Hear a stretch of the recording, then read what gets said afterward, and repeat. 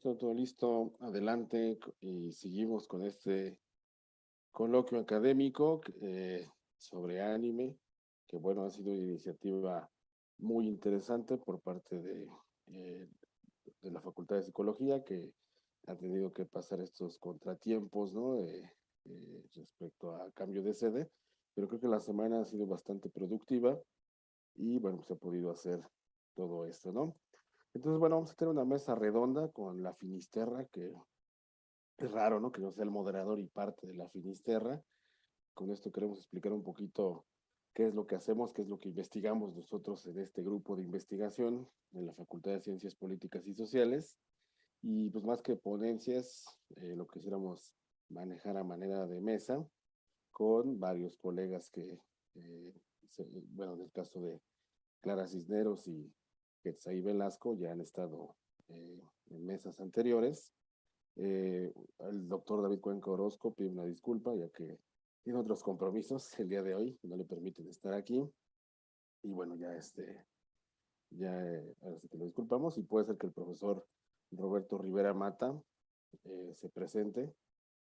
También anda ahí con algunos contratiempos, pero bueno, el punto es hablar de este grupo, ¿no? Y también mi calidad de moderador, me voy a aprovechar para tomar un poco la palabra, presentarme y moderar esta mesa con Clara y Hetzai, que son los más fuertes investigadores de anime, ¿no? Dentro de este grupo, ¿no? Entonces, bueno, en el caso de la Finisterra, hagamos de cuenta que yo soy el más veterano de este grupo. Bueno, entre el profesor Roberto Carlos Rivera Mata y yo somos los más veteranos. En mi caso, no les voy a decir mi edad, pero tengan en cuenta que en mi época era un tanto complicado hablar de estos temas. Empezar a decir que uno era friki, ¿no? No había friki plazas, por supuesto. Los videojuegos eran tema también muy tabú respecto a temas como la violencia y otras cuestiones. Y bueno, tuvimos que pasar todo eso, ¿no? El tema es, y como lo han dicho grandes epistemólogos de la ciencia, como Thomas Kuhn, en esto de la estructura de las revoluciones científicas, de repente pasamos de un periodo de ciencia normal a ciencia revolucionaria, y de repente esos objetos de estudio que como tal implican ciertos paradigmas, en este caso el paradigma en mi juventud era todo eso está mal hecho y no tiene por qué estudiarse, no tiene por qué tener cabida en lo académico. Este paradigma va cambiando y empezamos a ver productos de industria creativa con mucho más contenido, que requiere una segunda revisión, tal como la literatura o la cinematografía se fueron ganando su lugar y su respeto dentro de los campus académicos para hacer cineclubes, seminarios y demás. Entonces pensamos que en este caso videojuegos, anime y otros temas a los cuales nos dedicamos, requerían este espacio de investigación, ¿no? Tal como dijo Thomas Kuhn, estos paradigmas van cambiando y tiene que venir este periodo de ciencia revolucionaria. Y creo que esta ciencia revolucionaria se está viendo reflejada en iniciativas como este coloquio académico de anime, primer coloquio, subjetividades y construcción del ciudadano contemporáneo, eh, que bueno, ha convocado toda esta semana a gente que de alguna manera nos ubicamos, nos conocemos a partir de los diferentes medios para trabajar y estudiar todos estos temas, ¿no?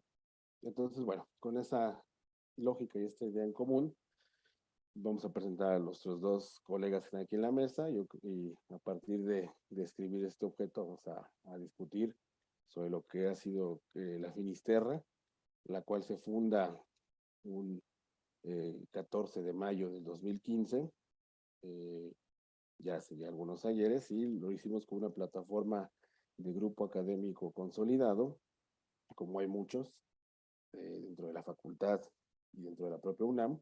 En este caso, bueno, al estar en ciencias políticas y sociales, muchos de los grupos de investigación, en el caso de la política, van por temas de democracia, opinión pública y demás.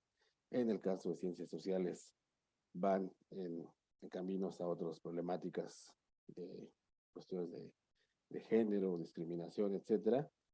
Pero nosotros teníamos cabida dentro de esto porque en esta facultad se estudian ciencias de la comunicación y de hecho más de la mitad de la población estudiantil de esta Facultad de Ciencias Políticas y Sociales son estudiantes de comunicación, ¿no? Y entonces había que ir generando estos temas de comunicación que, más allá de lo que ya se había hecho sobre crítica en los medios y demás, había que proponer estos nuevos temas para incluirlos en la agenda académica, y de ahí que hayamos tomado este denominativo de Finisterra, el final de la Tierra, haciendo una analogía de que llegamos a este límite de temas que comúnmente se abordaban como objeto de estudio en la facultad, y nos empezamos a explorar nuevas tierras, como es el caso de crear teoría del videojuego, crear teoría para las industrias creativas, el anime y demás, y con esa intención empezamos, ¿no?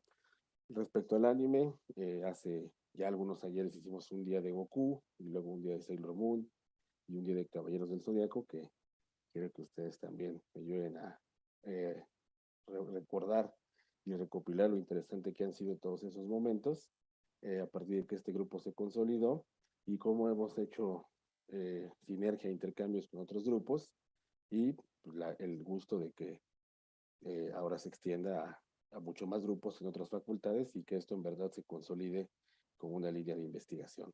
Entonces, bueno, sobre todo eso estaremos hablando en la próxima hora, ya menos de una hora, para que compartamos todas estas anécdotas a manera de mesa. Y bueno, quisiera que la primera intervención, breve, porque vamos a estar ahí dialogando, sea de parte de la maestra Clara Cisneros. Ella es de formación de comunicación visual de la Facultad de Artes y Diseño, donde estudió esta carrera. Después, a raíz de estos coloquios, creo que conoció el grupo, se interesó por lo que se hacía aquí, se vino a estudiar entonces a Facultad de Ciencias Políticas y Sociales una maestría en comunicación, la cual terminó con bastante éxito con una tesis sobre Dragon Ball y Cool Japan, y actualmente sigue en esta misma línea haciendo el doctorado. Entonces, bueno, es doctorante y actualmente también profesora de la facultad, donde da clases relacionadas a estos temas, una de ellas animación digital. Entonces, bueno, en esta primera intervención, Clara, quisiera que nos hablaras un poco de lo que ha significado integrarte a este grupo de investigación de Finisterra, y es una primera impresión. Muchas gracias. Bueno, como muchos de ustedes, consumo anime desde muy pequeña, y este modelo de negocios me llama la atención desde el formato transmediático, que es justamente ampliar un entramado simbólico por diversos medios y plataformas. Algo muy interesante que en mi formación sobre todo es que cuando yo llego a la Facultad de Artes y Diseño, allá por supuesto tenemos un eje de producción en el que también se toman en cuenta modelos o estilos de dibujo. Incluso en la facultad podemos encontrar incluso algunos mangas, algunos libros de cómo se dibuja. Y a mí lo que me llamó mucho la atención fue justamente llegar a mesas de Evangelion, a mesas de Metal Gear. Sobre todo aquí el modelo en el que me incluí fue justo que había un Gamers Club en el que se daba seguimiento a este tipo de industrias creativas con mesas de análisis que incorporaban este bonito arte de la animación, y por supuesto este modelo de negocios ha venido en incremento. Conocemos dos industrias o dos sectores de entramados simbólicos importantes. El primero es la industria estadounidense, que pues nace con un modelo automatizado y por supuesto autoconclusivo, y que difiere sobre todo del modelo del manga. El modelo del manga, que después se amplía a nivel animación, es un formato serializado que en este entramado simbólico vemos que llega muy reciente o de forma muy creciente a partir de los años 70 para una extensión del imaginario japonés, pero observamos que este imaginario es de corte multicultural. Múltiples culturas se conjuntan para extender el imaginario tanto japonés. Esto también devenido de un sector que sufre a través de una guerra mundial, donde vemos un Estados Unidos que llega a controlar el territorio japonés por algunos años, y que esto también deviene en un formato estilístico como es el de Osamu Tezuka. En ese sentido, algo que me llama mucho la atención y que por supuesto encontré en la Finisterra fue un espacio no solo de comprensión, sino de verdaderos analistas, de personas que siguen apasionadamente este arte y que le dan seguimiento como modelo de comunicación. Cómo es que estas expresiones culturales se divulgan y pues comparten un imaginario simbólico que se puede interpretar.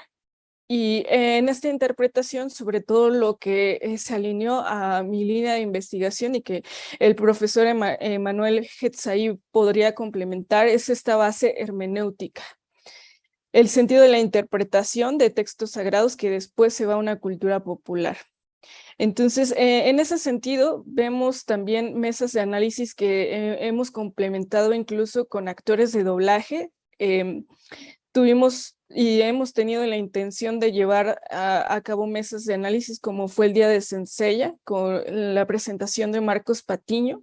Y actualmente en mi modelo doctoral también tengo la intención de acercarme, y ya me he acercado a algunos actores de doblaje para de alguna manera complementar este entramado simbólico. ¿Cómo es que llega a este país y qué tipo de propuestas han cambiado? ¿Qué tanto se respeta a nivel simbólico? Porque sí, desde la marca Nación, Japón da un respeto a sus ejes simbólicos, a su patrimonio cultural, que es mucho más estricto hoy con modelos de streaming que hace unos años. Entonces yo quiero dar paso un poquito a Emanuel Hetzaí, que él es especialista en doblaje, de hecho es actor de doblaje, para que si pudiera complementar con nosotros esta visión de la Finisterra y en su eje de investigación. Muy bien, pero bueno, antes de darle cabida, y bueno, ahí si pueden ir cerrando su micrófono cada que hablen, por favor. Gracias. Con Hetzaí el punto es ya también igual, ¿no? Que Clara dijimos que es de la Facultad de Artes y Diseño. Hetzaí viene de la FES Aragón, ¿no? Un poco más lejos. Y bueno, aunque estudió también comunicación, allá comunicación se estudia bajo otro enfoque distinto a lo que se hace aquí y bajo otra lógica, ¿no? A fin de cuentas, ya es otro estado de la República, ¿no? Ya cerca ahí de Nesa, ¿no? Ya son otras lógicas, parece otro condado, ¿no?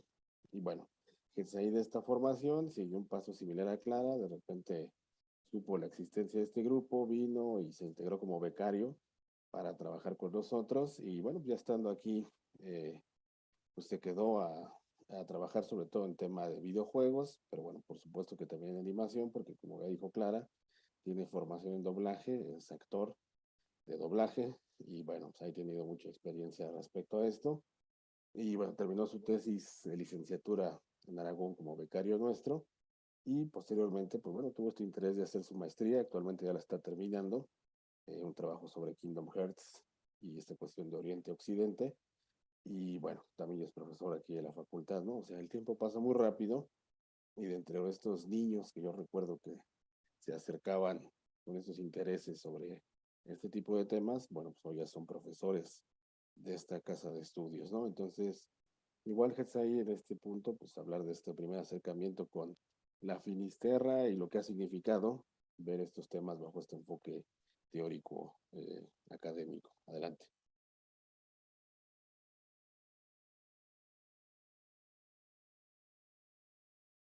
Creo que no se oye tu micro, ¿no? Chécale.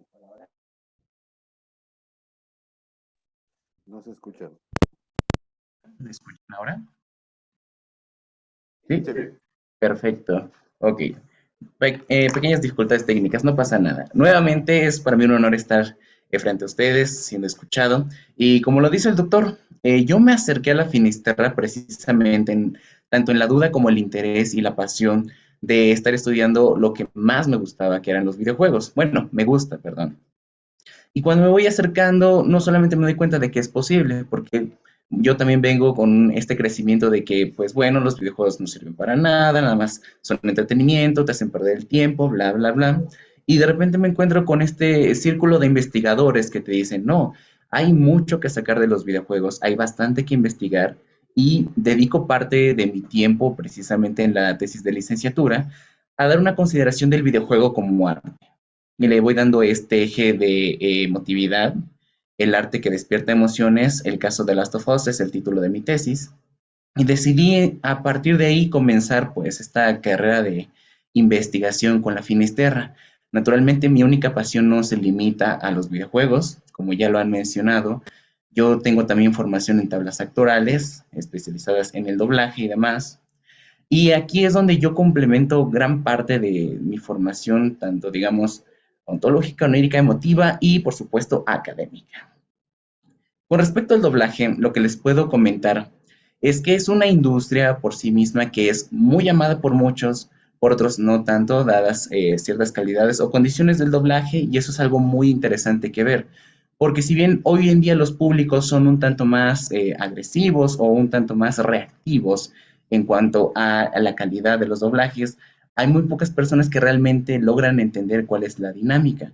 Como bien lo mencionaba la profesora Clara, Japón tiene esta necesidad de defender su patrimonio simbólico, el patrimonio que ellos están generando para el mundo porque se consolidan como una marca nación. Y cuando vienen estos trabajos aquí a México, lo que hacemos es precisamente una labor de adaptación. En esta condición, pues naturalmente la realidad del doblaje no es tanto una imitación, porque imitadores en el doblaje no hay como tal, o al menos no es algo que se precise netamente, porque si nos fijamos en las voces, por ejemplo, que tiene el Goku de Japón y el Goku que hace Mario Castañeda, son en términos tonales muy diferentes. A tal grado que entonces no se puede considerar eso imitación. Y precisamente es una de las cosas que llaman mi atención al acercarme al grupo de investigación, porque entonces me permite entender mejor cómo es esta industria. Y no solamente eso, sabemos que el doblaje es una industria, pero ¿qué tipo de industria? Aquí es donde también podemos rescatar las condiciones del doblaje como una industria cultural, porque a fin de cuentas hemos tenido un reconocimiento bastante grande, no solamente aquí en México o Latinoamérica, que consumen nuestros contenidos doblados, sino en otras partes del mundo. Disney ha reconocido la calidad del doblaje en México.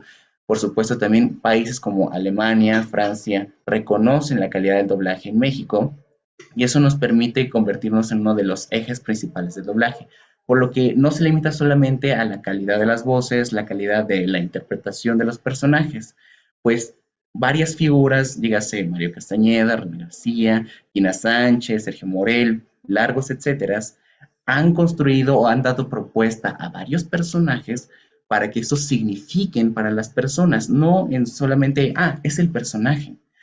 Muchos de nosotros tal vez sudaríamos o gritaríamos, o como diríamos en términos de la jerga otaku, fangirlearíamos al ver, no sé, a Mario Castañeda de frente, ¿no? Sería como de, señor Mario Castañeda, mucho gusto, casi dándole la mano, besándosela, no sé.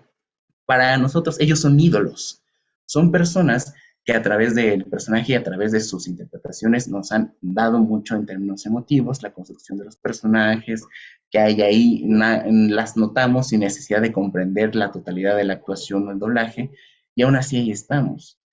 Las personas que generan esos contenidos, los actores de doblaje, han incluso llevado esto a otras líneas debido a que saben que hay un público que responde ante su propia figura. Humberto Vélez, por ejemplo, ha dedicado su tiempo a dar cursos de doblaje. Y no solamente es esta voz emblemática de Homero Simpson, sino que utiliza esta imagen como una forma de publicidad para precisamente vender un producto o un servicio que en este caso viene siendo la especialidad de doblaje. Igualmente muchos otros actores en otras compañías o incluso utilizan su figura para venderse de otra manera o venderse a sí mismos. El caso de Mario Castañeda es muy popular precisamente de que por prácticamente hablar frente a ti ya te está cobrando, ¿no? Que es este meme popular, pero a fin de cuentas es parte de esta dinámica que puede adoptar en términos precisamente de una figura marca que es aprovechada para generar ingresos, porque a fin de cuentas una de las realidades del doblaje es que no hay un buen ingreso, tanto para los actores como para los traductores, como para los ingenieros, y básicamente están ahí porque realmente aman el doblaje. En esa condición, pues sabemos que son profesionales apasionados por lo que hacen, pero que al mismo tiempo no son reconocidos a nivel económico con esta situación. Vaya, acercarme a la Finisterra me ha permitido ver precisamente cómo son estas formas, tanto económicas, tanto culturales y demás. Y me gustaría lanzar esta pregunta al público precisamente de si es que de verdad nosotros sabemos entender el doblaje, qué entendemos por doblaje y a fin de cuentas, qué hasta dónde puede llegar, porque la dinámica natural del doblaje creo no va a cambiar, no va a estar ahí siempre presente con relación a pues estas voces emblemáticas, los personajes que nos dan, pero también en términos, digamos, de estas producciones, de estos ejes nuevos económicos, ¿cuál es la nueva frontera que puede afrontar el doblaje? Tal vez no para gusto de muchos, transgrediendo la actividad de la actuación, pero generando nuevas alternativas capitales. Es una reflexión que me gustaría dejar para ustedes y bueno, regresaría con el doctor Garfias para pues, estar revisando las constantes de esta mesa. Muy bien, muchas gracias, Quetzal. Y de hecho aquí ya van algunas preguntas del público, que ahorita vamos a retomarlas. Y bueno, ahora sí que ahora sí que reconstruyendo un poco la historia, pues ahora sí se hicieron dos tipos de iniciativas. Una de ellas eran los días D, ¿no? Que también la pandemia lastimó bastante, ¿no? Y situaciones ajenas a realizarla, porque ahora sí que el gran evento que detonó todo esto fue hace unos 7 años, 6 años, cuando hicimos la mesa de Evangelion, que bueno, pues era como un tipo de mesa de debate, análisis sobre Evangelion y que convocó mucha gente aquí en la facultad. Hicimos algún tipo de publicidad y algunos alumnos que me tocó algunos chicos de preparatoria de aquel entonces, que ahorita ya están terminando la carrera, dijeron, pues yo me vine a estudiar aquí comunicación porque se me hizo interesante cómo funcionaba este grupo, ¿no? Pero luego nos acercaron a nosotros porque la pandemia nos alejó y bueno, pues ahí hay una historia interesante con chicos que se motivaron para trabajar con esto. Y bueno, ahora sí que es una línea de investigación que como grupo creo que tenemos que desarrollar. Y bueno, ya van saliendo aquí muchas más preguntas. Si quieren, vamos a ir abordando algunas de ellas, a la par que vamos introduciendo varios temas, entre ellos el último texto que hemos publicado sobre valores en animación y videojuegos. Dice, esta primera pregunta es para Hetzaí, para Emanuel. ¿Qué piensas sobre el segundo doblaje de la saga de Hades de Saint Seiya? Adelante. Vaya, es todo un tema. A fin de cuentas, podemos pensar respecto a querer a nuestros actores favoritos de doblaje en los personajes que amamos. Hay varias constantes que considerar a la hora de hacer un doblaje, producir un doblaje. Número uno, todo parte de un cliente. No es nada más, bueno, llega un producto a nosotros y entonces, como si fuera una caja de juguetes, los actores de doblaje, las empresas de doblaje van tomando estos elementos, ¿no? Llega un cliente y el cliente tiene, pues, ciertos privilegios, ciertos derechos con respecto incluso a escoger un cast. Entonces pueden venir precisamente personas que dicen, ¿sabes qué? Yo quiero a este actor, a esta actriz haciendo a estos personajes. Y si así lo pide el cliente, pues se ve la posibilidad de conceder. En efecto, si es algo que quieren casi por la fuerza, entonces, ¿cómo no? Concede. Otra cosa es que, por supuesto, no pueden venir sin propuestas. Ahí se hacen los castings. Y a partir de eso, ver cuáles son las formas por las cuales los actores reaccionan ante tal personaje, cuál es la propuesta que manejan y si ésta satisface las necesidades presentes en el producto y las del cliente. Otra cosa que también pasa muy a menudo es que, bueno, un actor de doblaje tiene la oportunidad de delegar ciertos trabajos, ya sea porque no le gustan o porque tal vez la paga le parezca insuficiente.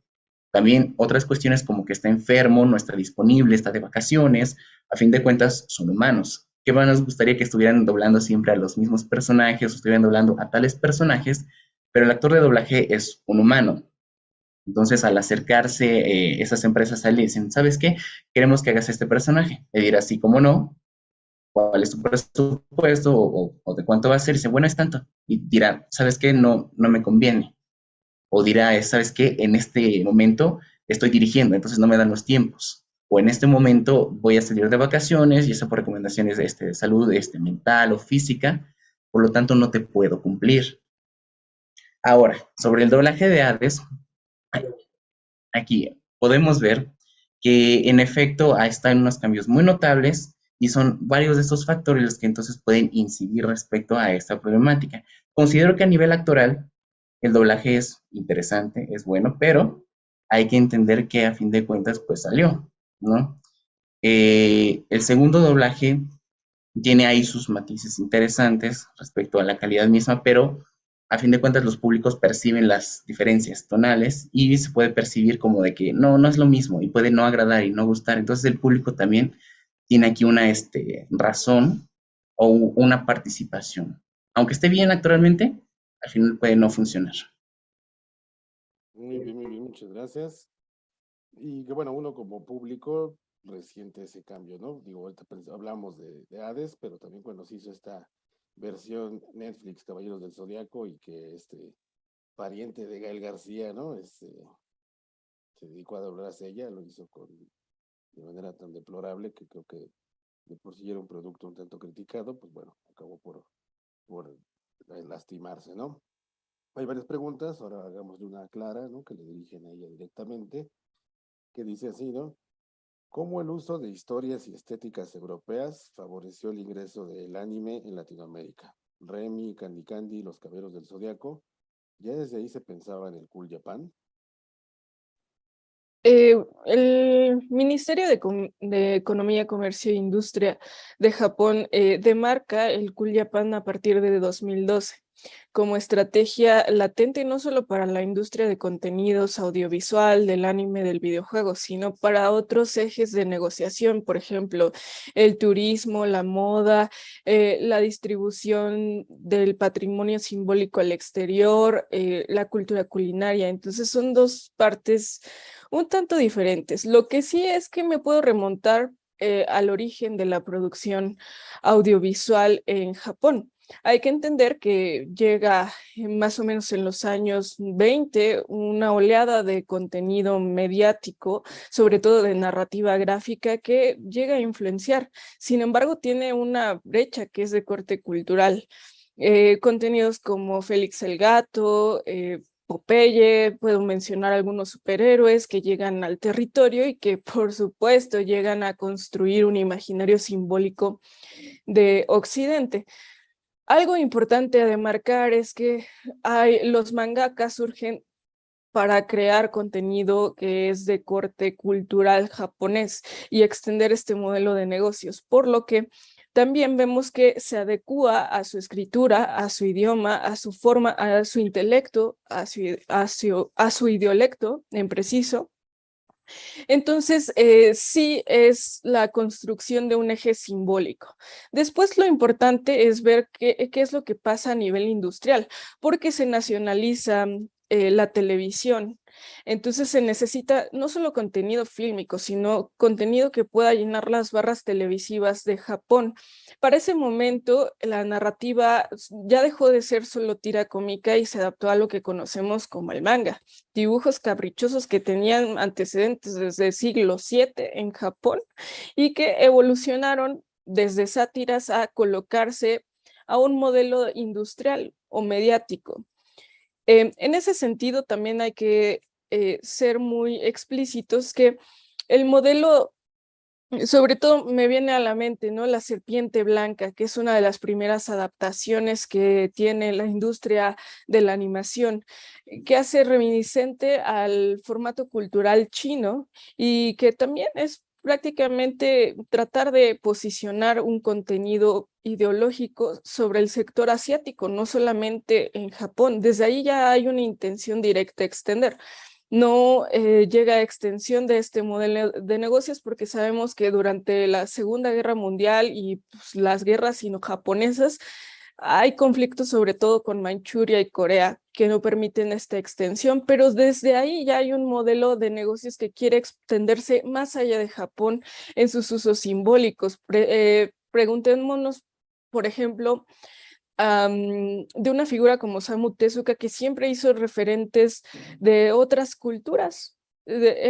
Realmente también habla incluso de la guerra, del formato japonés. Él no niega también haber consumido contenido de Disney cuando llega a partir de una cámara multiplano que hace excelentes modelos de profundidad en la animación y que le llegan al corazón a tal grado que dice, sí, es un modelo industrial que puede crecer. Entonces, hay que ver justamente cómo el sentido de extensión de la animación procura un poquito el modelo de negocios que ya se tenía en Estados Unidos. Este modelo de extensión es la exportación de contenidos de un imaginario cultural que es de corte, como ya lo mencioné, multicultural, para quebrantar las brechas de acceso, para hacer incluso accesible la cultura. Pensemos en Ghibli. Isao Takahata había estudiado literatura europea y eso llega a su obra en conciso con Hayao Miyazaki. Entonces, estos referentes también permiten extender un modelo. Lo importante aquí es que se trabajó con un estilo visual y este estilo visual permite dar el formato o la contracción de anime, ¿no? Anime como un modelo industrial que surge en Japón y que se extiende a nivel industrial como estilo y como formato transmediático, es decir, no solamente se busca posicionar un medio, sino que este medio que se llama animación tiene un manga y otros derivados mercadológicos.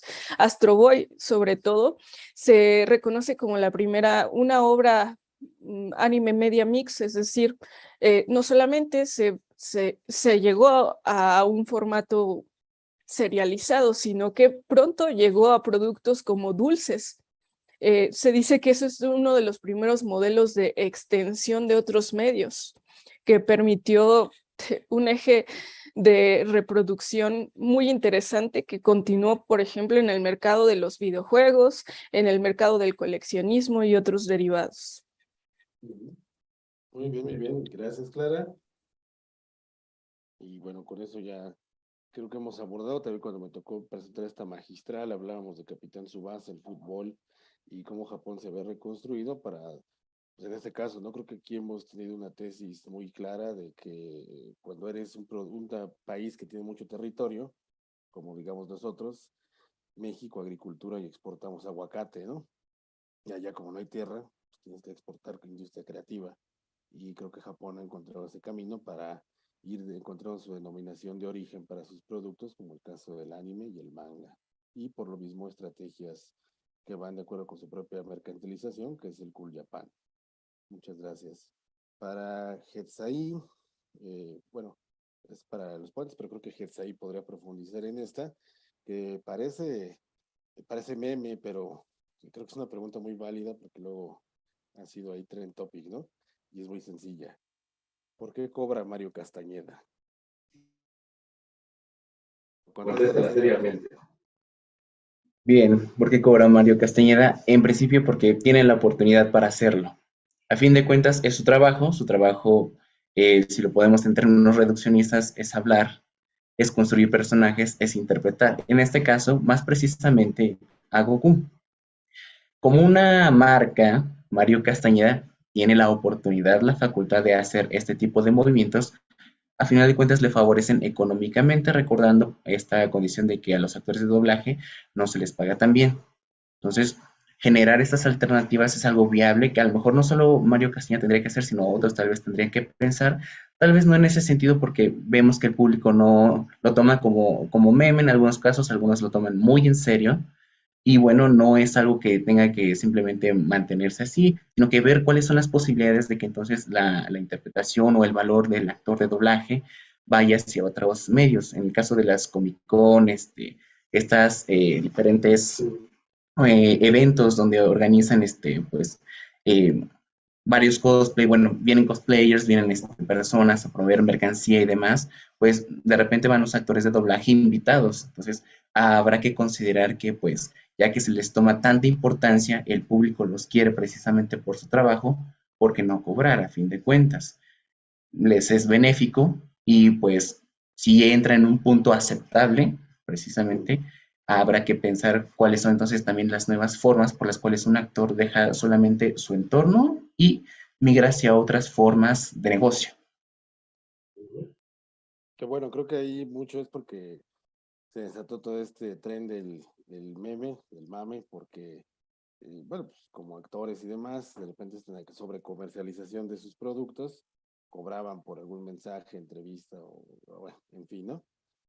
Como dices, ¿no? A fin de cuentas ellos se han hecho una trayectoria y están en su derecho de cobrar lo que quiera, pero bueno, el fan en esta lógica del fan, del público, pues también tiene esta idea de sentirse arropado por, pues por su ídolo, ¿no? Que bueno, pues es Mario Castañeda, pero detrás de él está Goku, o no sabemos quién está detrás de quién, ¿no? Muchos han hecho la parodia de que el propio Mario Castañeda ya identifica su personalidad y que él mismo se ríe de sí mismo en el Dr. Goku.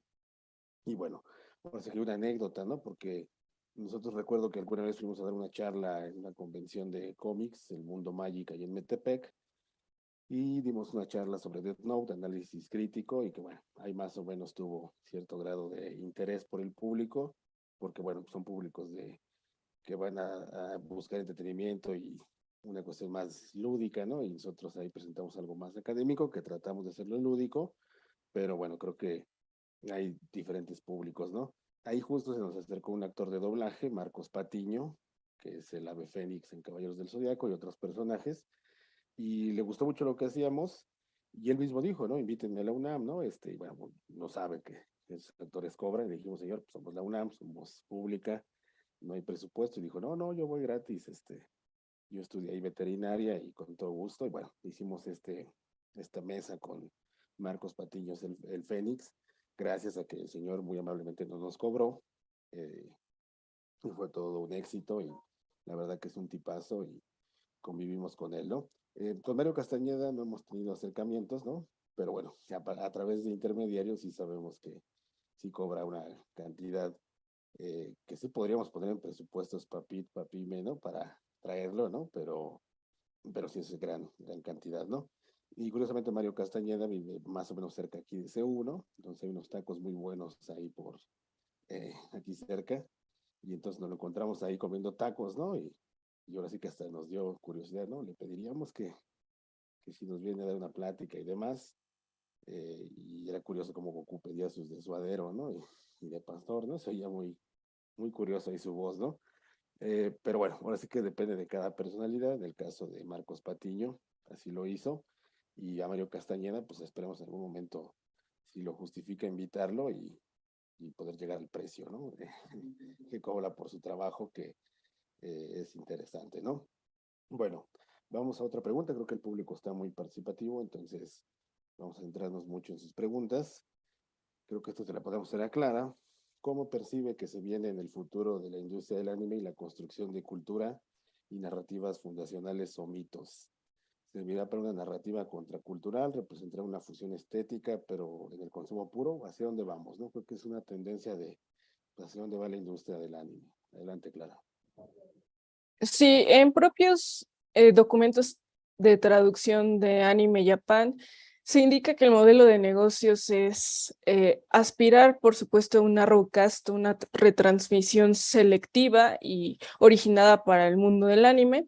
Otro de los modelos de negocio latente, pues se puede ver, por ejemplo, en Manga Plus, que es un contenido que se libera al fan de manera gratuita, de manera selectiva, con el fin de enganchar a los públicos de manera recurrente. No solo existe Manga Plus, perdón, sino hay otros modelos de negocio que incluso China está tratando de preponderar en su propio Donghua como un modelo de negocio de narrativas. Y algo interesante de los últimos documentos que he revisado en China, ellos por supuesto, están construyendo un modelo de negocios de narrowcast a partir de Tencent con su propia animación, pero estas plataformas también tienen compra de licencias japonesas. Algo importante que hace China es que está firmando algunos acuerdos de coproducción y ya firmó algunos con Japón. Sin embargo, si hay una barrera de modelo, precisamente porque es un alcance competitivo que buscan, o sea, buscan emular tanto el formato del manga como el del anime, precisamente por el modelo cultural y simbólico que ha ayudado a exponer los formatos culturales de Japón.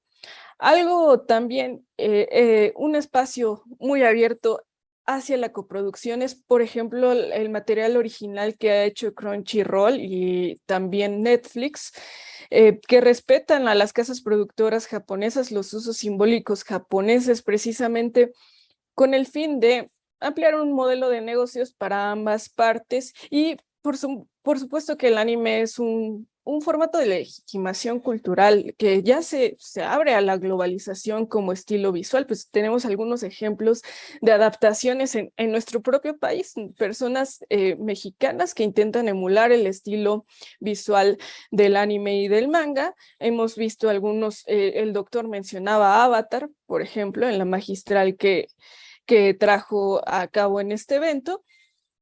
Ese tipo de estilos visuales sí se liberó un formato globalizado, pero actualmente Japón dice, claro, nos abrimos al mundo, sin embargo hay que tener cierta producción que respete lo que es Japón, que se ve el uso simbólico, porque desde ya el anime es un patrimonio cultural. Hay múltiples embajadores del anime cooperando internamente con Japón.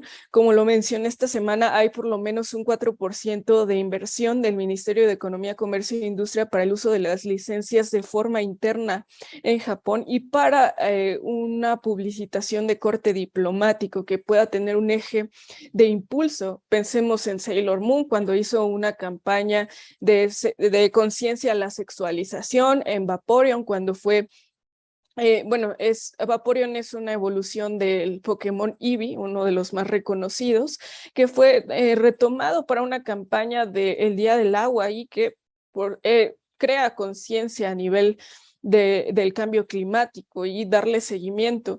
O pensemos en Goku cuando tiene sus campañas con el zoológico de Nihon Daira con el fin de concientizar el cuidado al medio ambiente, el cuidado a los animales, el respeto a la flora, a la fauna. Eh, este tipo de modelo del sector ha sido ya impulsado desde Japón para el mundo y el modelo importante, uno que me llama mucho la atención es, por ejemplo, la parte de los esports, sobre todo en un título que se llama Dragon Ball Fighters. Es un videojuego de peleas que por supuesto está centrada en la franquicia Dragon Ball y que ha tenido giras y tiene giras anuales en Estados Unidos. Esto es beneficioso de manera bilateral, tanto para Japón como para Estados Unidos en un nivel de posicionamiento de los deportes electrónicos, sobre todo en un formato competitivo con Corea o con China, que tienen grandes exponentes de este deporte y que utilizan una franquicia como Dragon Ball para el posicionamiento de este sector que cada vez va en mayor crecimiento. Y bueno, eso también me lleva un poquito a comentar que nosotros también tenemos investigaciones que van de la mano de los deportes electrónicos, su incidencia desde los deportistas, cómo es que ellos viven en las ligas y torneos, sus experiencias, porque de ahí también deriva parte de la Finisterra. No solamente estamos estudiando las industrias creativas, sino que estamos adentrándonos a cómo es que el deportista tiene un día cotidiano, cómo el deportista tiene esferas de participación con marcas, con sponsors, con las propias organizaciones, cómo, por ejemplo, lleva a cabo un sistema desde una tercera división, un tercer tier, hasta un primer tier. Entonces, estos modelos de negocio que vemos que tienen incidencia de corte sociológico, simbólico, cultural, también pues llegan a otro tipo de ejercicios, como es el caso de los videojuegos. Eso es lo que podría mencionar al respecto, doctor. Muy bien, muchas gracias, Clara. Y retomando aquí más preguntas del público, y por favor tu micro, por favor. Acuérdate. No se mate el audio, de hecho estamos aquí los tres en la Finisterra y por eso tenemos que cerrar nuestro micro. Y bueno, se dan cuenta que nuestro espacio tiene muchos pósters, ¿no? Ahí ahí le tocó la zona de Goku, ¿no? Y bueno, yo aquí me quedé más en la zona más plana, pero pues por acá está algunos pósters de Banana Fish y clásicos, ¿no? Pero bueno, retomamos preguntas del público. Ajetzai, lo que dijo sobre cuál es la nueva frontera del lenguaje, y nos dicen, lo que he visto es que hoy en día se ve el anime doblado y también el anime en japonés, ¿no? ¿Qué opinas de esto, de que hay este doble público que le gusta el doblaje y a los que no? Es muy interesante, porque el anime, tanto la parte original como el doblado, podrían considerársele como dos productos diferentes. En el caso, por ejemplo, de esta serie de Komi, no puede comunicarse, podemos ver precisamente en el idioma original cómo se van tratando, se va narrando esta historia por parte del narrador, cómo se va contando, qué va haciendo Tadano y demás. Y si pasamos al doblaje latinoamericano, vemos algo muy regional en términos precisamente mexicanos, donde hay una escena en la que va pasando un vendedor de papas dulces y en vez de que vaya sonando con el sonido original que le pusieron, se escucha como de lleve sus ricas y deliciosas papitas dulces, ¿no? En estos clásicos sonidos de barrio o bueno, sonidos de calle que te van diciendo de los tamales oaxaqueños, ¿no? El anime entonces puede consumirse de diferentes formas. Cuando este es doblado, pasa por un proceso de localización que viene a representar que un producto, a pesar de que tenga sus bases o orígenes en otro lugar, se llega a consumir como si fuera producto nacional o local. A fin de cuentas, podemos pensar que la frontera del lenguaje que encontramos en el anime se encuentra en la cultura misma, cómo diferentes formas expresivas, simbólicas, chocan, colisionan, cómo nos entendemos y demás. Si quisiéramos ser muy precisos con el anime, habría que escucharlo directamente en japonés, no leerlo a través de subtítulos, sino escuchar netamente cómo este está estructurado, porque incluso las traducciones, subtítulos, pasan por estas pequeñas filtros o pasan por estos modismos donde las personas, pues a pesar de que tengan los estudios del lenguaje del idioma, pueden considerar ciertos elementos porque hay cosas que solo se entienden en el idioma original. Por lo tanto, ahí hay un desafío al momento de traducirlas. Es importante destacar esto porque a fin de cuentas nos damos cuenta cuando lo vemos o vemos el subtitulaje así como de no, esto no, el personaje dijo esto y cuando lo escuchamos en español latino nos hace mucho ruido porque no, esto no significa tal cosa. Nos enfrentamos directamente a cuestiones que si bien pueden ser entendidas por la industria del doblaje como de el doblaje tiene la afinidad de que muchas personas se acerquen al contenido, al mismo tiempo podemos tomar la alternativa de que el mismo contenido se vuelva solamente una ramificación del contenido o contenidos originales, porque muchos de estos también animes preceden o vienen del manga, están adaptados de un manga, incluso esa adaptación manga-anime también pasa por sus traducciones, también pasa por estas formas por las cuales se adapta a una forma nueva del medio y entonces genera diferente impacto. Muy bien, muy bien. Muchas gracias, Hetzai. Y bueno, hay bastantes preguntas, entonces vamos a darle que sean respuestas más cortas las de ustedes, pero por aquí hay una que merece mucha más respuesta, que igual me gustaría yo retomarla y posteriormente que alguno de ustedes complemente, ¿no? Aquí sencillamente pregunta, ¿no? ¿Han trabajado la forma en que la cábala fue asimilada por Yoshiyuki Sadamoto en Evangelion? Uf, es un preguntón de eso ya que requiere estos debates académicos. De hecho, nos emocionamos mucho al principio cuando empezamos Finisterra y armamos ciclo de mesas de análisis, ¿no? Bajo una temática. Todo comenzó con una mesa de Death Note, que generó más o menos algo de impacto, que fue a manera de mesa piloto, ¿no? Que de hecho estas mesas las pueden ver en el canal de YouTube de la Finisterra, ¿no? Por ahí está, quien retomar son de hace algunos años. Pero luego hicimos este ciclo de cambios en la concepción del mundo, que tomábamos un análisis, fíjate, de Evangelion, de Attack on Titan, ¿no? Si te acuerdas, sí, ¿no? De incluso macros, en fin, ¿no? Series importantes. Entonces, evidentemente es una mesa de Evangelion, abordaba muchas cosas y creo que por ahí es un compromiso que debemos, ¿no? Porque obviamente tenemos que dedicarnos a la docencia, a la investigación, como decíamos, investigamos videojuegos, lucha libre y anime, por supuesto, y entonces en lo que hacemos luego de papers o publicaciones, hay ese pendiente con el anime, ¿no? De hacer estudios críticos ya sobre el contenido, ¿no? Que vemos que esto se ha hecho mucho sobre el cine, ¿no? Obras críticas de piezas cinematográficas o literarias, que en este caso Evangelion, creo que, bueno, por todo el simbolismo de lo que está ahí presente, merecen mucho y otras grandes piezas y obras encontrar todos esos detalles que luego a nivel divulgación son estos icebergs que están en YouTube, ¿no? Y que muy, de manera muy entretenida explican, pero a lo mejor con ese poco de énfasis académico y análisis crítico, creo que podríamos hacer esto, ¿no? Y a lo mejor hasta ese puede ser un proyecto colegiado ahorita que este coloquio, y este se lo dejo a los organizadores, a lo mejor allí pensar en un tipo de análisis académico profundo de ciertos animes interesantes para que todo este cuerpo de investigadores que somos todos los que estamos en este coloquio aportemos, ¿no? Pero sí, ¿no? Sin duda, ahí es algo importante, ¿no? Y bueno, sobre esto que decíamos de Evangelion, no sé quién quiera complementar. Clara o Hetzaí. ¿Quién se anima? ¿No? Sobre todo Evangelion se ha trabajado mucho a nivel tecnológico. Pensemos en la literatura de Papalini, que habla de los mundos tecnológicos que tiene apertura en Evangelion. Recientemente, tanto el profesor Emanuel Hetzaí como una servidora le dimos lectura a un proyecto, de hecho, un asesorado mío que está trabajando sobre Evangelion, pero en su formato de opening.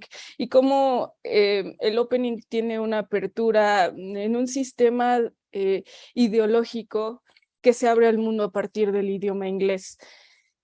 Por supuesto que estos ejes simbólicos hermenéuticos a partir de la cábala son muy importantes. Por ahí, algo también a referenciar es que me recuerda una tesis, me parece, de Ecuador que habla de Evangelion. Tengo en duda si retoma esta parte, pero sí, digamos que Evangelion es uno de los formatos o los ejes testimoniales más grandes en papers de corte analítico, sobre todo en Latinoamérica y también a nivel a nivel mundial, ¿no? Claro que es una deuda que tenemos, nos hemos como que apartado un poquito, sobre todo como lo menciona el doctor, en pandemia, pero vamos a volver con más fuerza en estos temas súper hermenéuticos, porque sí, o sea, habla sobre todo del mapa de la creación y el eje el génesis. Entonces, es fundamental, yo creo, para entender de corte de lleno a la obra y pues sí, con mucho gusto, yo estaría muy feliz de trabajar ese tipo de temas. Nada más termino un poquito mi proyecto y con mucho gusto. Muy bien, pasamos a la que sigue.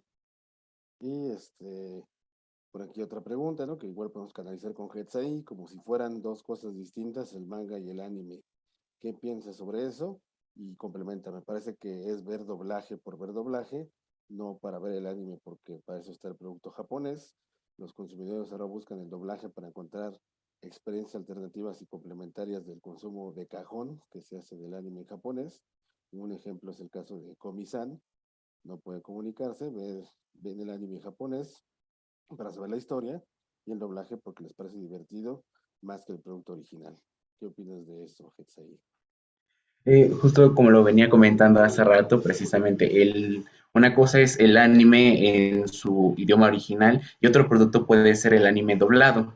Ante tal panorama podemos presenciar cómo es el consumir doblaje es una ramificación del producto original. Es como si tú compraras una figura de acción o un libro con, no sé, un libro con Kratos de God of War o una gorra de la Trifuerza.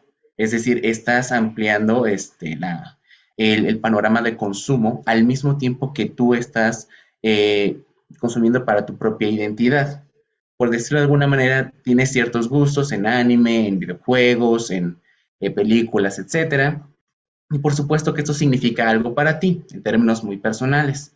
Entonces, claro, que exista un doblaje implica que entonces hay un acercamiento a tu lengua, para empezar. Hay un acercamiento al idioma que tú manejas, a los modismos que te hacen reír o significan también para ti, porque no por nada nos identificamos o nos reímos precisamente con estas cosas que de repente, retomando el ejemplo de Komi-san, cómo se van tratando, ¿no? Tadano en el idioma original japonés, cuando ve a Komi, él dice, wow, wow, es una gran belleza, no lo puedo creer, pero en el idioma, perdón, en el doblaje latino, lo que dice Tadano es agradecerle a su madre por haberle inscrito en esa prepa. Esto es lo que a fin de cuentas va al mismo objetivo que es asombrarse de la belleza de Komi, pero da sentidos muy diferentes. Mientras por una parte simplemente admira la belleza de Komi, aquí pues da un agradecimiento hasta a su madre como si fuera una gran fortuna haberse encontrado precisamente con la señorita Komi. Lo que podemos entender a partir de esto es que precisamente el doblaje es una extensión del consumo más que nosotros realizamos de los productos culturales. Consumir doblaje por consumir puede ser un punto de vista aceptable en términos precisamente de consumo neto, pero hay que ver a profundidad a fin de cuentas, por qué lo hacemos. Porque si ya vimos entonces el producto original, ¿para qué entonces nos quedamos inmersos en las nuevas propuestas? Porque a veces incluso esas nuevas propuestas significan algo o ayudan a entender algo que en su momento no lográbamos comprender. Porque a fin de cuentas, términos japoneses se entienden en japonés y se entienden por japoneses. Por lo tanto, un acercamiento a ello permite dar un vistazo y decir, ah, bueno, así se entiende, o es así como yo lo podría entender. Porque a fin de cuentas está condicionado para que se produzca, para que se consuma localmente. Muy bien, muchas gracias. Ahora una pregunta para Clara. Dice así, en las ponencias de Chile se ha hablado del vínculo del anime con las protestas sociales, como el uso de Sailor Moon o la Genkidama por la educación. Aquí en México empezó algo con el doctor Simi, que es incipiente aún. ¿Veremos el anime un día como una forma de contracultura y crítica de la hegemonía o es hegemonía por sí mismo pensando en el poder blando? Ah, me parece que esta pregunta ya la habían repetido tanto en la mesa de análisis del doctor. Yo creo que son figuras beneficiosas de acuerdo a la popularidad. Y esto también pues conlleva cierto tipo de responsabilidad. Esa responsabilidad dependiendo de cómo se le dé tratamiento, porque recuerdo que hasta en Tailandia han aparecido personas que se cosplayan, por ejemplo, de Asuka, me parece haber visto alguna vez parte de alguien de la política se cosplayó como Asuka, sobre todo colgándose de la popularidad de Evangelion. Entonces sí, es importante ver cómo este tipo de figuras influencian, por supuesto, porque eso lo hablé un poquito en una ponencia de un libro en el que abordo es el complejo del héroe y cómo el héroe recurrente como una figura, un arquetipo presente en todas las culturas, es necesario con el fin de constituir ejes éticos, porque en la figura del héroe, pues no solamente es llegar a los modelos simbólicos más profundos de la espiritualidad, sino que el héroe está tentado por sí mismo a caer en lo más bajo y resurgir, pero ese resurgir es por el otro, por la comunidad, por sus congéneres, ya que tiene que resurgir y compartir esa sabiduría. Entonces, a nivel político, las figuras del héroe, no solamente del anime, sino de otras variables de la cultura popular, han sido referidas con el fin, algunas veces de aprovecharse, algunas veces de tener un eje social. Lo importante, por supuesto que, pero por supuesto que Cool Japan está muy preocupado porque sus figuras pues sean retomadas de manera adecuada, que no se desvirtúen los valores que preponderan.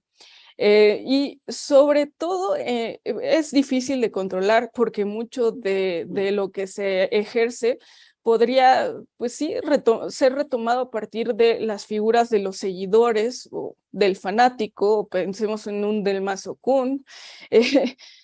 Esta readaptación de figuras simbólicas que se aprovechan de estos estilos visuales. Seguro en el futuro estas preocupaciones son latentes en la agenda de Cool Japan, por lo mismo de no llegar a desvirtuar este eje. Y pues por supuesto pensemos que un Disney estaría muy preocupado porque no se toquen sus licencias o sus derechos de licencias de una mala forma. Creo que es un lado muy riesgoso. Yo me quedo un poquito más en el eje sociológico y cómo se toman estas figuras hacia la política por el impacto que tienen. Y sí, esta propia teoría de Joseph Campbell dice, el héroe llega a postularse y si lo vemos en un corte populista, el propio héroe, pues ya cuando llegue a encumbrarse, el propio pueblo va a tener que estar rigiendo los beneficios que ese héroe va a traer para el propio pueblo. Y si no es así, entonces lo estará juzgando hasta que lo quite de esta forma.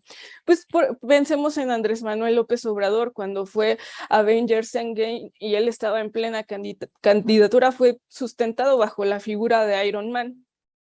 Llega a encumbrarse y por supuesto el pueblo llega a un modelo crítico y entonces qué tal lo vislumbra no como un Iron Man sino como la figura de Thanos, ¿no? Entonces creo que es un modelo importante ver cómo estas figuras llegan a resignificarse latentes para una sociedad y los ejes políticos y en la propia hegemonía yo dudaría ponerle esa palabra porque va un poquito más en el corte imperialista cuando el soft power es prácticamente un poder blando, un poder de atracción, un poder que busca la cultura para un posicionamiento. Entonces yo sin duda vería en un futuro a estas industrias creativas japonesas tratar de defender sus derechos o sus licencias para que no sean desvirtuadas. Listo.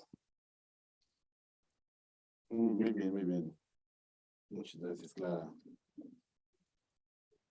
Perfecto. Muy bien, muchas gracias, Clara. Y por aquí una pregunta un tanto sui generis, que bueno, si me pone a reflexionar, ¿qué opinan del posible fenómeno del agotamiento y o saturación del anime en estos días?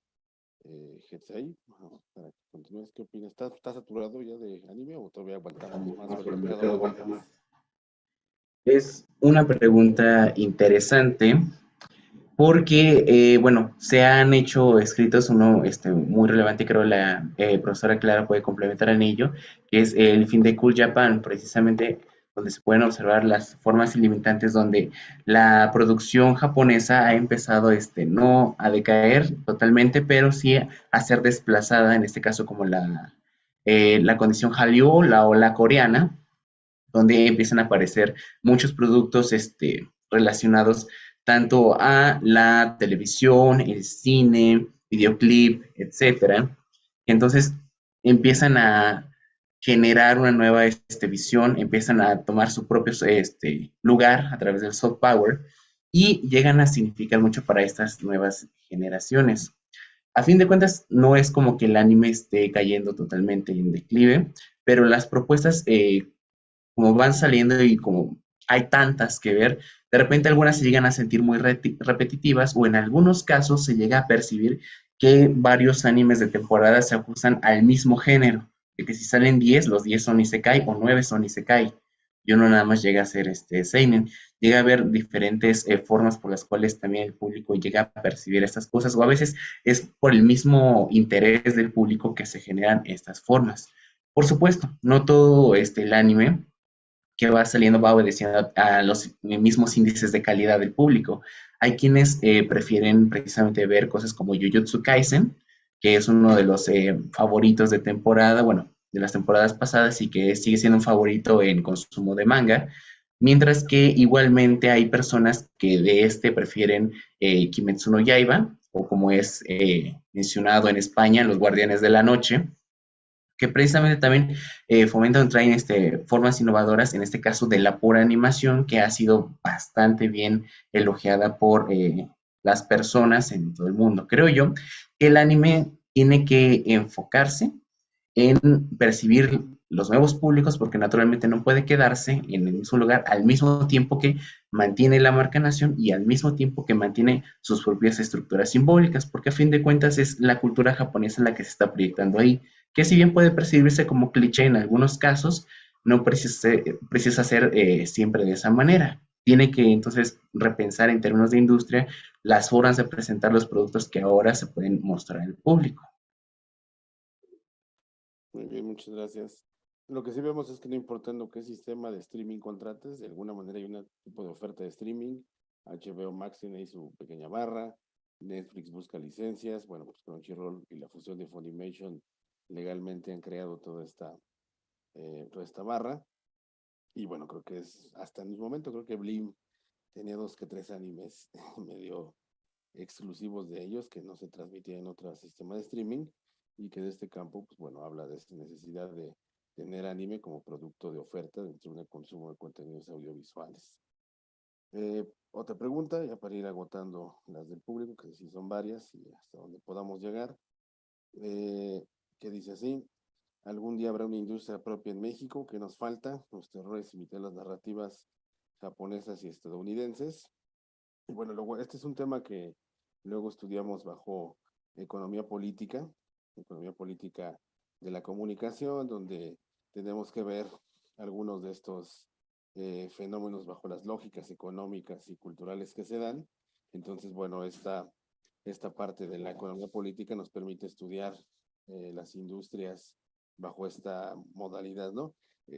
Esta economía política, por ejemplo, nos permite ver que el cine mexicano en la época de oro, que se llama, tuvo este crecimiento por condiciones como la Segunda Guerra Mundial, que migró el trabajo hacia México en la industria cinematográfica, gente, actores, y se desarrolló, pero después no pudo consolidarse.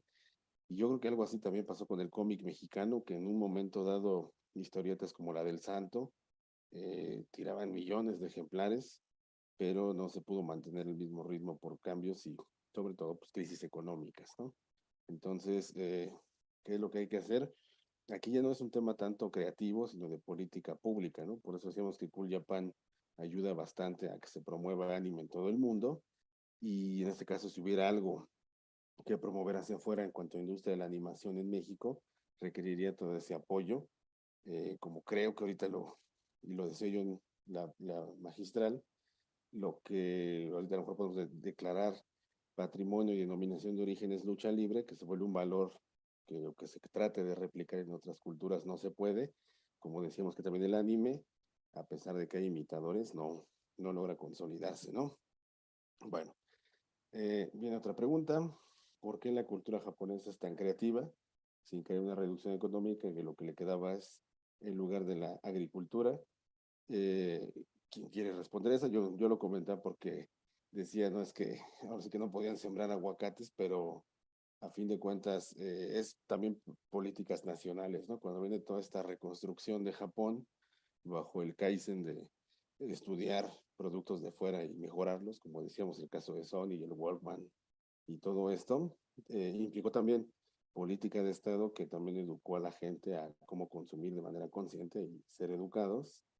Y en ese sentido, pues fue proyecto de país, ¿no? Me parece que todo este crecimiento japonés, que inclusive bajo esta lógica de el autosacrificio y pensar en los demás, de este modelo se ha roto un poco en la actualidad, y de ahí que haya muchos suicidios y gente que se siente fuera del sistema si no encaja dentro de estas lógicas sociales, pero a fin de cuentas son más que nada políticas gubernamentales que favorecen el crecimiento de industrias, y que aquí habría que repensar en cuáles podemos seguir, ¿no? Bueno, ya me tomé esos dos, ahora sí que para contestar, porque me parecieron bastante interesantes. Y también el público nos pregunta cómo nos puede contactar con fines de investigaciones periodísticas. En Facebook estamos como La Finisterra, en Instagram como La Finisterra MX, y bueno, pues estamos ahí en estas redes sociales. Y ahora sí que mi correo es angelgarfias@politikas.mx, y también tenemos un correo, lafinisterra@gmail.com, ¿no? Todos estos puntos de contactos a lo mejor los podemos compartir ya después en un repositorio con los organizadores, pero con todo gusto ahí sería interesante, ¿no? Y bueno, ya para ir cerrando, porque ya el tiempo apremia, por aquí preguntan, ¿se podría hacer animes y mangas con humor mexicano? Yo creo que se lo vamos a dejar para Hetzaí, es decir, con albures y todo lo vulgar que a veces pueden ser. ¿Sería un producto exportable, Hetzaí? Sorpresa, ya ha hecho, pero tomando, por así decirlo, los elementos culturales de animes o mangas que ya existían, Dragon Ball, Sailor Moon, Caballeros del Zodiaco, y eso ya tiene muchísimo tiempo. Eran revistas que podrían caer dentro de, digamos, la forma dialéctica y narrativa de un libro vaquero, porque su connotación era mucho más erótica, mucho más sarcástica y, por supuesto, alburera. por supuesto, era nada más de consumo local porque se estaban apropiando de personajes en ese entonces, pues conocidos o percibidos como extraños, es decir, que eran de una caricatura, no se le llamaba anime o no se le percibía como anime durante ese momento. Y por supuesto, cuando empezaron a notarse estos elementos, se dio como que el corte y dijeron, a ver, no, nos están robando, entonces no queremos que sigan profanando nuestro producto de tal manera. Para generarlo y exportarlo habrá que ver precisamente cuál es el valor cultural que México puede darle al mundo, porque no sería solamente a través de nuestro propio albur, a través de nuestras propias formas, porque si bien es una forma cultural que en la Ciudad de México pues está bastante permeante, la realidad es que el anime no subsiste solamente por eso, tiene complejidad, mantiene formas simbólicas, tiene diferentes estructuras que pueden parecer interesantes y hay que ver si el mercado, en este caso occidental y el oriental, perciben de la misma manera o perciben diferente o perciben con interés esos productos que podríamos gestionar. Habrá que ver incluso si también retomamos nuestras propias mitologías, dígase desde mayas, aztecas, zapotecos, olmecas, si es que funcionan y hay que darles un tratamiento para que precisamente se difundan y den una identidad nacional. O de lo contrario, pues también pensar en esta alternativa estética, de que bueno, hay que hacerlo al estilo manga, hay que hacer los dibujos, escrituras estilo manga, y que a partir de ello se generen narrativas alternativas a través de canales de internet, streaming de ser posible, y al mismo tiempo medir. Creo que es muy pronto para decir que si esto puede funcionar o no, sería bastante bueno y podría ser una alternativa, pero habría que tratarlo para ver precisamente cuál es el interés que podríamos tener nosotros en términos de mercado, cuál es el interés, perdón, que se puede generar en términos de mercado. Y es algo que, si bien no descarto la idea porque sería muy divertido, la realidad nos dirá qué es realmente lo que podemos hacer. Muy bien, ya más vamos con un par más. Esto puede ser para Clara. La tendencia en las dinámicas del fandom implicará en el futuro una tolerancia al doblaje contra la inadaptación del producto original, aunque bueno, no aplica para todas las series. Dice que, eso bueno, es una opinión, incluye en sus campos de estudio la apropiación que toca los terrenos grises en el doblaje, cuando fuera de papeles usan esas marcas nación sin el visto bueno de Toei, y bueno, si en este caso se viola el copyright bajo esto. No creo que algo habías comentado respecto a que se tira en línea respecto a cómo manejar las marcas, Clara. Por supuesto, yo tuve un acercamiento con Lalo Garza, el director de doblaje de Dragon Ball Super Super Hero y de toda la franquicia Dragon Ball Super.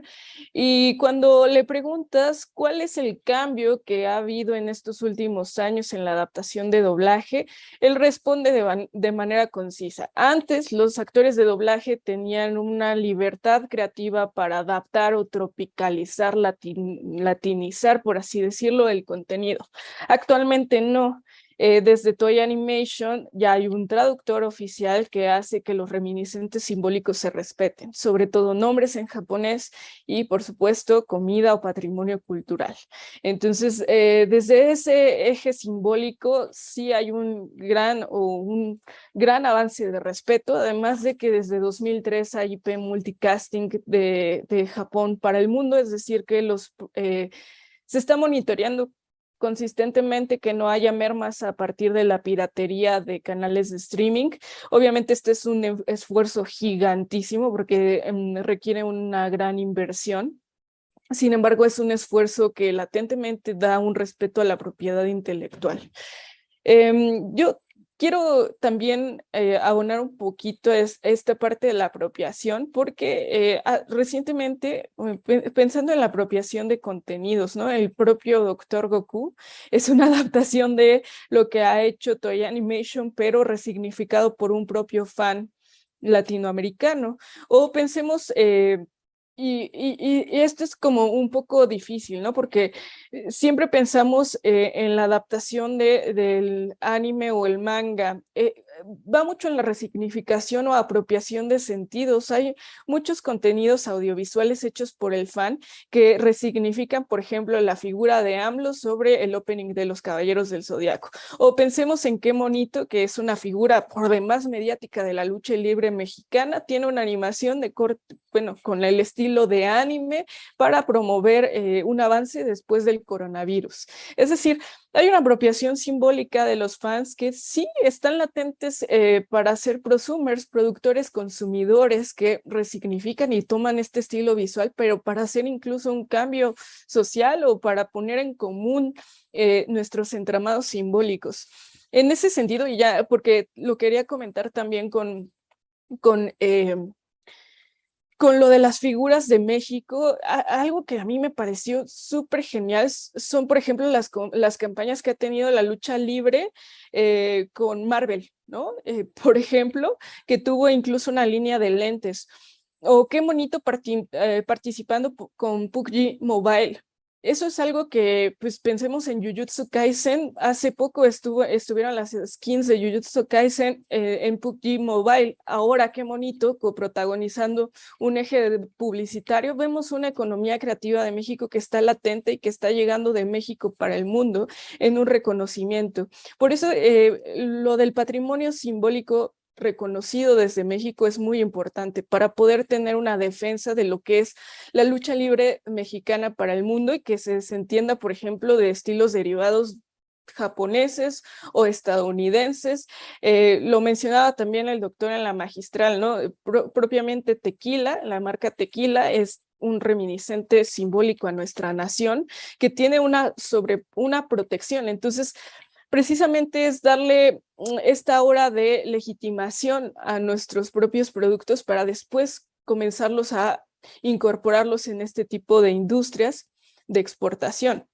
Pensemos en Guacamili, que tiene todos los referentes simbólicos de la lucha libre, sin embargo, no fue hecho directamente de nuestra nación, aunque sí vemos implícitamente un creador que es mexicano, pero que no del todo tiene los recursos, está en el extranjero fomentando la cultura mexicana con ingresos del extranjero. Entonces yo creo que antes de pensar pues sí, la apropiación simbólica del fan prosumer es muy importante y muy latente con las redes sociales, pero para fomentar una industria tendría que haber un avance desde el gobierno y de manera institucional para provocar ahora sí un respeto o un eje simbólico que tenga alcances industriales.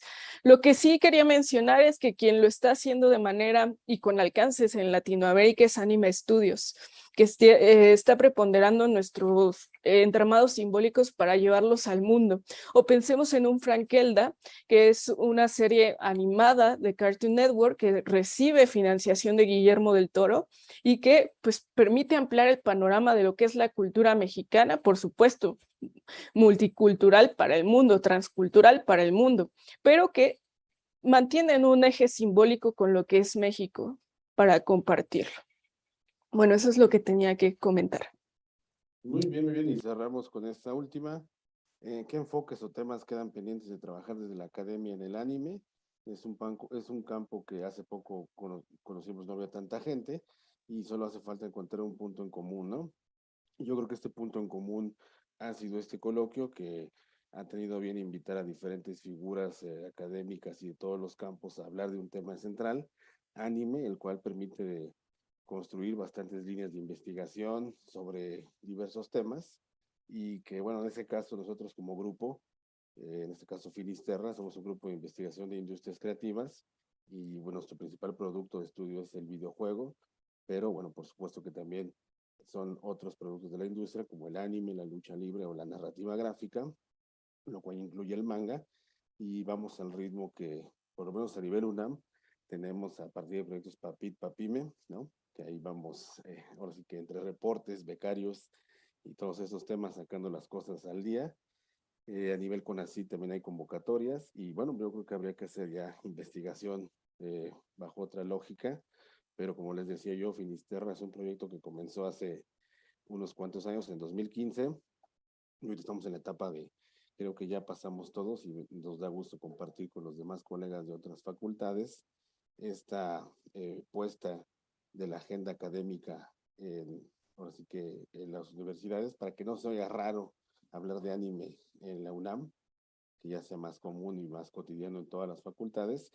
Y estamos en esta etapa de formación de recursos humanos, ¿no? Como decíamos con Clara, terminando el doctorado, con que está ya haciendo maestría, y otros colegas que son parte de la Finisterra, que están en esa etapa también de formación postdoctoral y dando clases. Entonces creo que eso nos va a permitir en unos pocos años, y si es que este grupo que se formó a partir de este coloquio académico de anime, quizá hacer esfuerzos y una red mucho más compleja. Ahora sí que nosotros, por supuesto, que nos sumamos a lo que los organizadores dispongan. Y bueno, nada más para cerrar, ahí creo que tienes unos libros, igual ahí hablándonos un poco, sobre todo del moradito, ¿no? Claro que sí, bueno, quiero voltear la cámara para que los puedan presenciar, porque estos libros son este material precisamente Finisterra, son productos que hemos elaborado desde los deportes electrónicos y hasta, por ejemplo, para intereses de estos coloquios, industrias creativas, imaginarios, ideologías y valores en animación y videojuegos, que precisamente abordamos temáticas relacionadas al anime, los videojuegos, contenido simbólico, percepciones, como le dice, imaginarios, ideas, ideología, etcétera, ¿no? Y tenemos, pues, digamos, la parte uno, que es igual industrias creativas y procesos de transmediación, que cubre precisamente condiciones de difusión, streaming y demás. Voy pasando rápidamente los títulos, para ya que no les miento, y las portadas que muy amablemente la profesora Clara aquí presente, pues, ha hecho el favor de construir. Son su obra de arte, son sus niños. Si los quieren conseguir, pueden acercarse con nosotros y pues obviamente con mucho gusto les daremos sus promos. Y también se consiguen en librerías de la UNAM, por supuesto, que tienen su página y también hacen envíos, ¿no? El red de librerías de la UNAM. Pongan ahí libros UNAM en su buscador y ya después búsquenlo básicamente por mi apellido, Garfias Frías, y ahí llegan con todos estos materiales. O si un día andan en CEU, Facultad de Ciencias Políticas, visiten nuestra librería, que ya están, o todas las librerías de la red UNAM, o directamente con nosotros. Estamos en el edificio Cubículo 9, Facultad de Ciencias Políticas y Sociales, Ciudad Universitaria. Para despedirnos, unas últimas palabras de segundos. Comenzamos con Hetzaí y luego con Clara. Adelante, Hetzaí. Y claro, nuevamente muchas gracias por estar aquí, por escucharnos. Y bueno, lo que me toca respecto al doblaje, hay que pensar precisamente cuáles son las nuevas virtudes y fronteras del doblaje. Ya no son actores incógnitos que se encuentran detrás del micrófono que dan vida a los personajes, sino que ahora tienen la oportunidad de trascender fuera de la esfera económica presente o incluso llegar a puntos diferentes en términos artísticos. Entonces, la investigación está abierta y reitero, muchas gracias. Clara. Pues yo estoy muy agradecida por el espacio que le conceden a la Finisterra y también las mesas de análisis en las que tuvimos la intención de participar, tanto el profesor Emanuel Hetzaí como una servidora.